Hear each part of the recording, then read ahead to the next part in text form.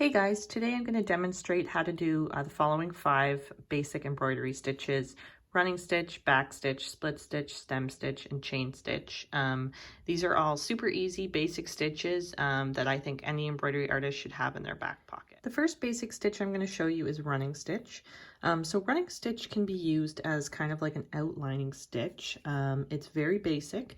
So as always, we start underneath the fabric, coming up, pulling all the way through, and we're going to do a stitch length and pull back down, and then instead of coming up close to it, we're going to leave a gap and do another stitch length.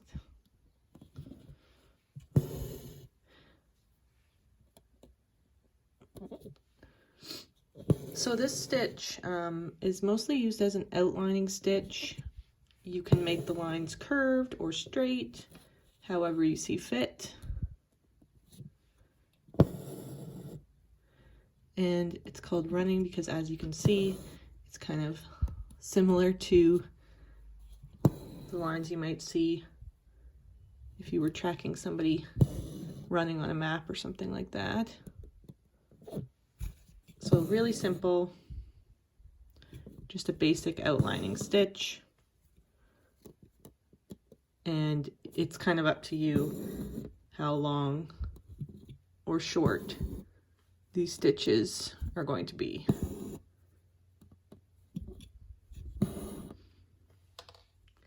So back stitch is a stitch that I use all the time when I'm embroidering.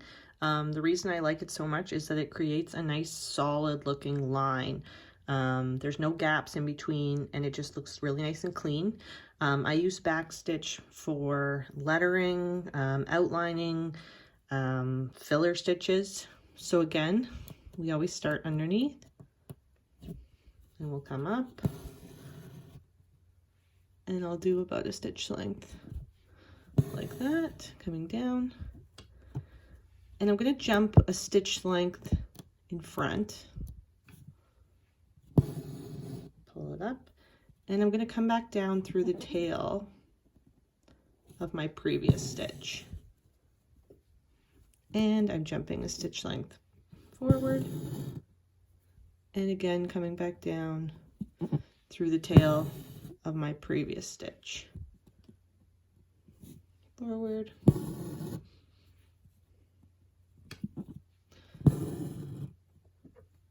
the result is that the line is all connected and looks nice and smooth. I like this for lettering because you have a lot of control, and you can kind of you can make the lines shorter or longer depending on if you have sort of like a curve to go around.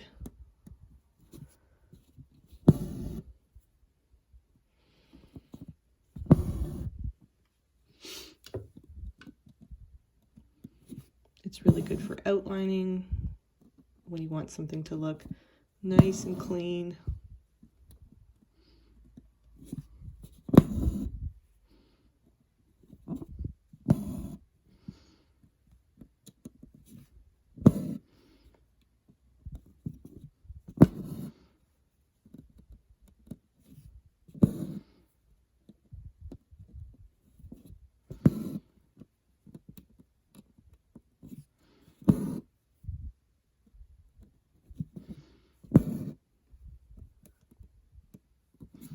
Last one.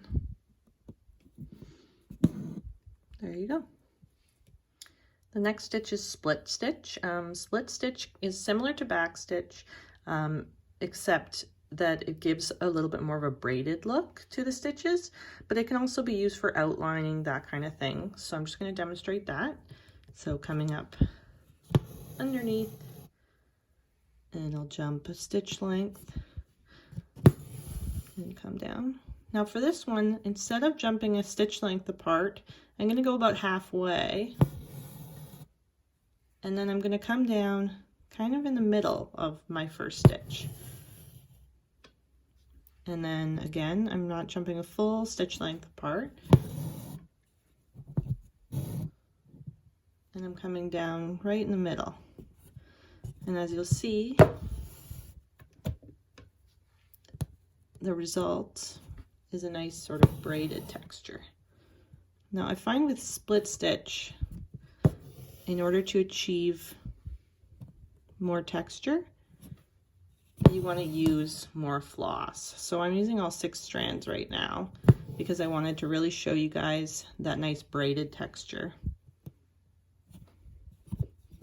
But I find if you're just using like 2 or 3 strands of floss, sometimes that texture can be lost a little bit on this stitch.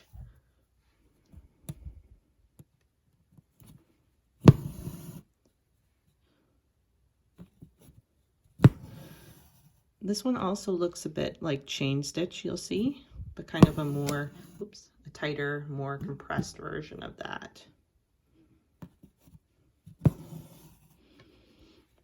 And again, this it's for nice texture.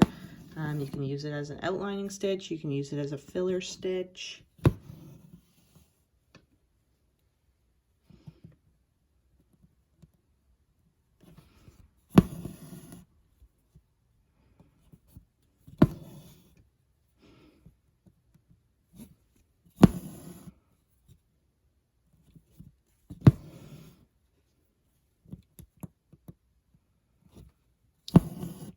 You might use it for hair if you were trying to do like a braided look. This would be a great option for that.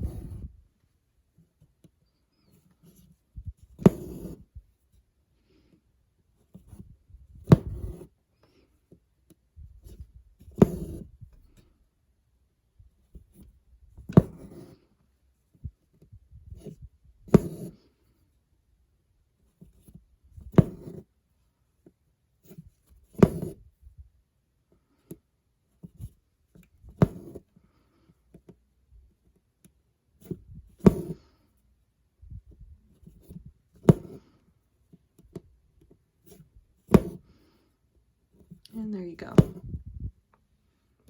So the next stitch I'm going to demonstrate is stem stitch. Now stem stitch, as you might imagine, can be used for plants, curvy lines. Again, it's a good outline stitch. It kind of gives a nice ropey type texture. So again, we're starting from underneath the fabric and coming up. And we're going about a stitch length and pulling down.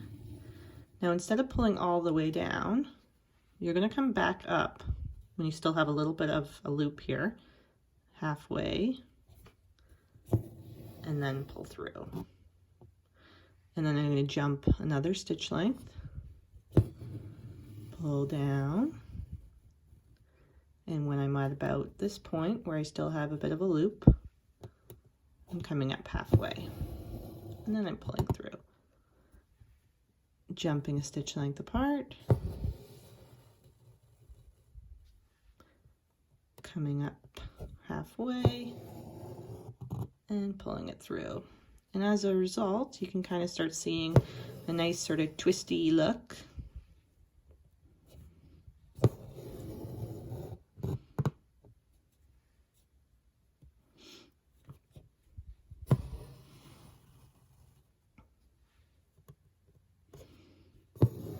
For myself, I find that I use backstitch more, even when I'm doing like a stem on a flower, but this is also a nice effect. It's totally up to you. It's just nice to know how to do these stitches.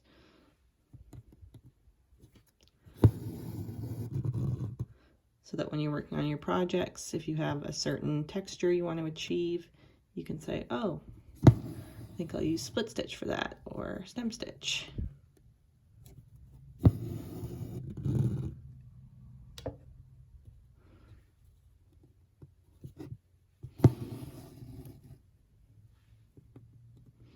This one's a little more hands-on, as you can see, but it's super easy once you get the hang of it.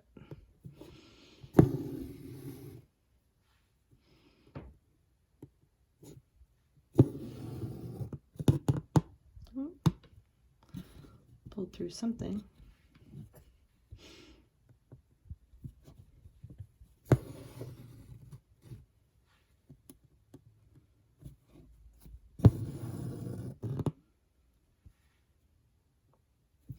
And in order to maintain consistency with any of these stitches that we've been doing, you want to try to have the same length stitches.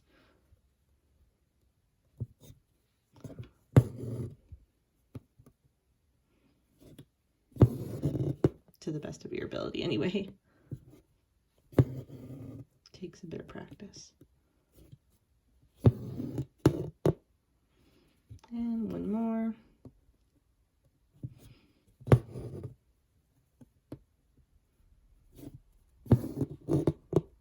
Awesome. And I'll just finish it off like that. So the last stitch I'm going to teach you is chain stitch. Out of the group, it's probably the most challenging, but never fear, because after you watch this, I'm sure you'll be able to get it no problem. So we're coming up through the bottom of the floss. We're going to come down the same hole or right next to it. And then when we have a loop about this size, we're going to jump our stitch length apart or away and come up.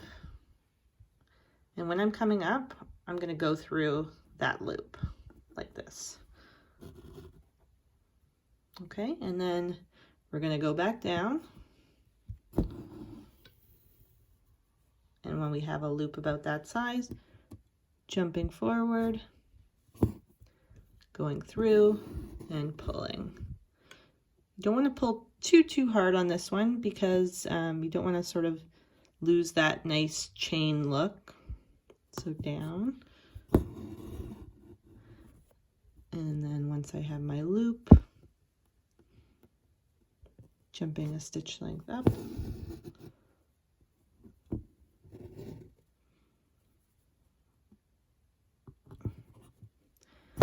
Back down.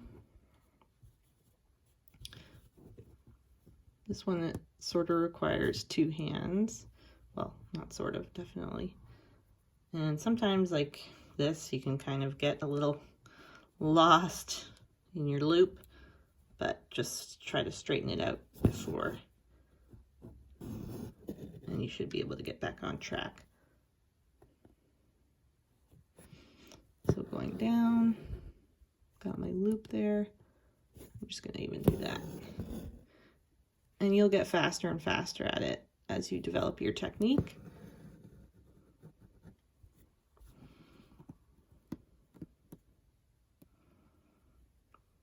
Forward. You may recognize this kind of technique for if you've ever done a lazy daisy, kind of done the same way. And that's to create flower petals.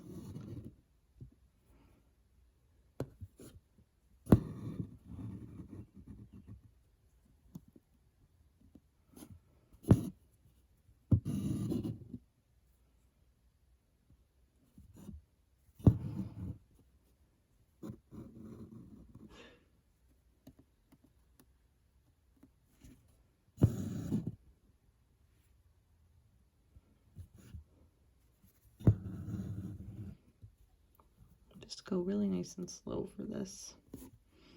Take your time.